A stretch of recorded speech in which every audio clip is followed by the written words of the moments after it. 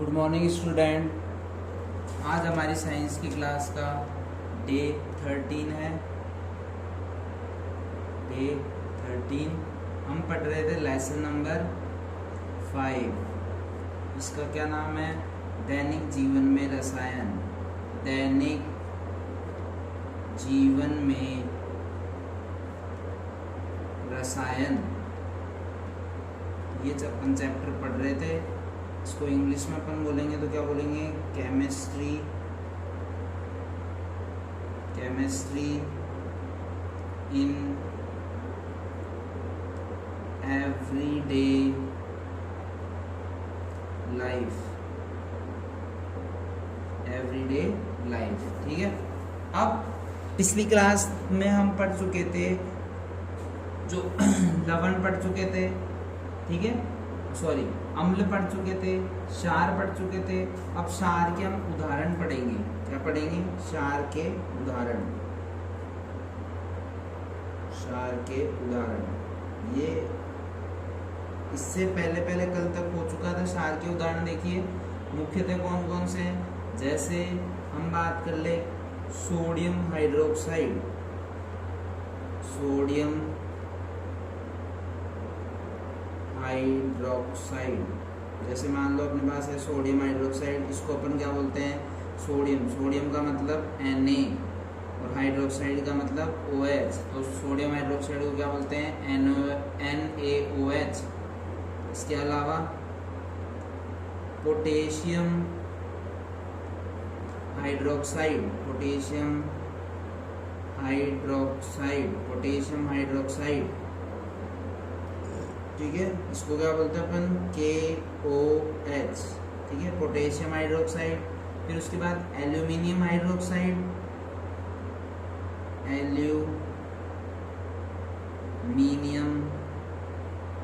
Aluminium hydroxide.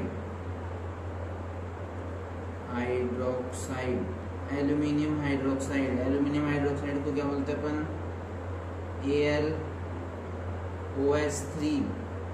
फिर है ammonium hydroxide.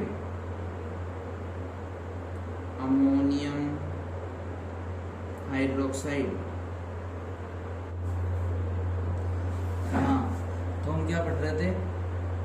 Ammonium hydroxide. Ammonium hydroxide को अपन क्या बोलते हैं? अमोनियम। अमोनियम मतलब NH4 और हाइड्रोक्साइड मतलब OH, तो अमोनियम हाइड्रोक्साइड हो गए, ठीक है। अब अपन बात करते हैं, देखो एक छोटा सा टॉपिक है, ठीक है, उससे पहले हम पढ़ लेते हैं प्रबल अम्ल और प्रबल क्षार। क्षार अपन ने पढ़ लिए थे। अब उसमें भी दो होते हैं, एक प्रबल अम्ल, एक होता है प्रबल क्षार, सॉरी एक प्रबल क्षार और एक दुर्बल क्षार। तो पहली चीज क्या है? प्रबल क्षार। प्रबल क्षार क्या होते हैं? देखिए पहला चीज, ये जल में लगभग 100% मतलब 100%, 100% आयनीकृत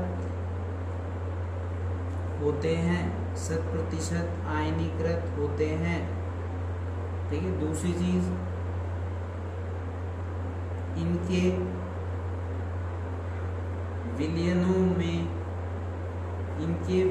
में OH- की सांद्रता अधिकतम होती है। तीसरा, pH का मान 12 से लेकर 14 के मध्य होता है। 12 से लेकर 14 के मध्य होता है। अगर अपन उदाहरण की बात करें तो अपन उदाहरण बता सकते हैं इसमें। एक तो जैसे क्या हो गया? NaOH हो गया, ठीक है, प्रबल अम्ल की बात कर रहे हैं। KOH हो गया, ठीक है, एक हो गया CSOH हो गया, एक हो गया BaOH2 हो गया, ठीक है। बी अपने पास आ गया दुर्बल क्षार, ठीक है। अब दुर्बल क्षार क्या होता है, देखिए पहली चीज, ये जल में बहुत कम मात्रा में आयनीकृत होते हैं। दूसरा,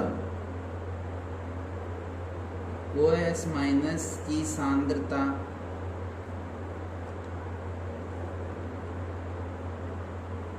बहुत कम होती है, ठीक है। तीसरा, pH का मान 8 से 12 के मध्य होती है, ठीक है। ये अपने पास क्या हो गया, दुर्बल क्षार हो गया, ठीक है। ये अपने पास क्या हो गया, दुर्बल क्षार। एक बार दोबारा देख लीजिए दुर्बल क्षार को, ये जल में बहुत ही कम मात्रा में आयनित होते हैं, ठीक है, क्योंकि दुर्बल है इसलिए क्या होगी, कम मात्रा में आयनित होंगे। दूसरा है pH की सांद्रता क्या आती है, बहुत ही कम होती है। उसमें प्रबल में क्या होती है, pH की सांद्रता अधिकतम होती है, इसमें बहुत कम होती है। और प्रबल में जो pH का मान होता है वो 12 से 14 के मध्य होता है, इसमें 8 से 12 के मध्य होता है, ठीक है। ये हो गया अपने पास क्षार कंप्लीट हो गया। अब अपन बात करते हैं किसकी, लवण की। किसकी बात करते हैं अपन, लवण की। तो देखिए लवण क्या होता है, लवण, अगला टॉपिक अपन पढ़ते हैं लवण। देखो लवण क्या होता है कि जब अम्ल किसी क्षार से अभिक्रिया करता है तो लवण व जल की प्राप्ति होती है। अपन ने लवण क्या पढ़ा कि जब कोई अम्ल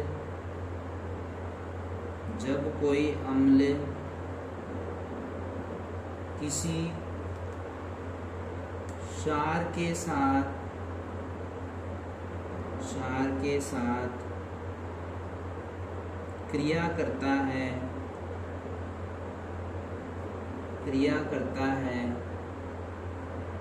तो अभिक्रिया में लवण व जल की प्राप्ति होती है। लवण व जल की प्राप्ति होती है। जैसे अपन बात करें, ये अम्ल अपने पास प्लस क्षार ले लिया, तो जब दोनों की अभिक्रिया कराएंगे तो क्या बनेगा, लवण बनेगा, प्लस किसकी प्राप्ति होगी, जल की प्राप्ति होगी। जैसे देखो एक उदाहरण ले लेते हैं अपन, जैसे मैंने अम्ल ले लिया HCl, क्या ले लिया, HCl हाइड्रोक्लोरिक अम्ल। भाई अम्ल क्यों है, क्योंकि इसमें H+ आयन है, ठीक है। क्षार, जैसे मैंने ले लिया NaOH, क्या ले लिया मैंने, NaOH, इसमें -OH है तो ये क्या हो गया, क्षार हो गया। ये प्लस है, ये माइनस है, Na क्या होता है, प्लस, ये माइनस।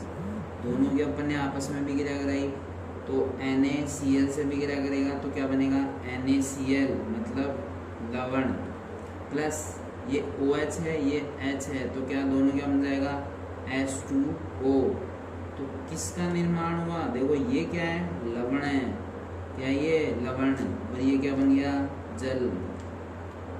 तो जब मैंने अम्ल और क्षार की आपस में अभिक्रिया कराई तो क्या बना, लवण बना, और साथ में क्या बना, जल बना, ठीक है। अब ये तो हो गया।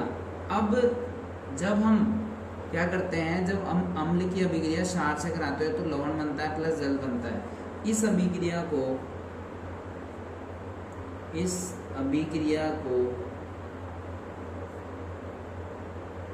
उदासीनीकरण भी कहते हैं। उदासीनीकरण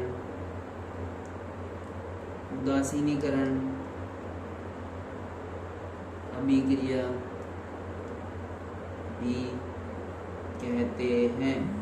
इसको अपन क्या बोलते हैं, उदासीनीकरण अभिक्रिया बोलते हैं। क्या बोलते हैं, उदासीनीकरण, ठीक है। अब देखो अपन बात करते हैं कि जो लवण होते हैं वो कितने प्रकार के होते हैं।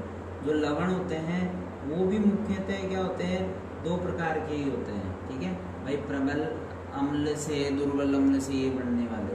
अब हम पढ़ते हैं इसके सामान्य गुण। क्या पढ़ते हैं इसके सामान्य गुण? किसके?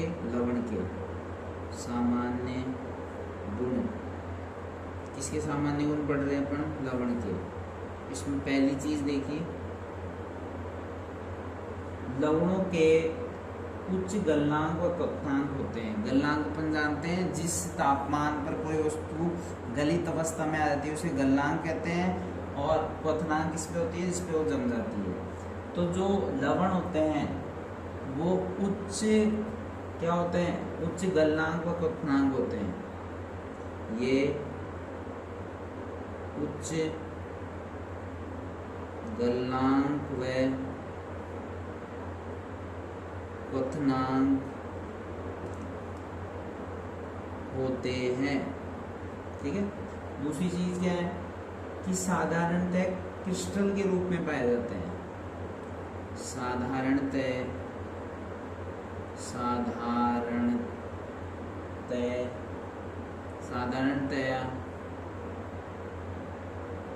क्रिस्टल के रूप में पाए जाते हैं। क्रिस्टल के रूप में पाए जाते हैं। ठीक है। तीसरी चीज क्या है?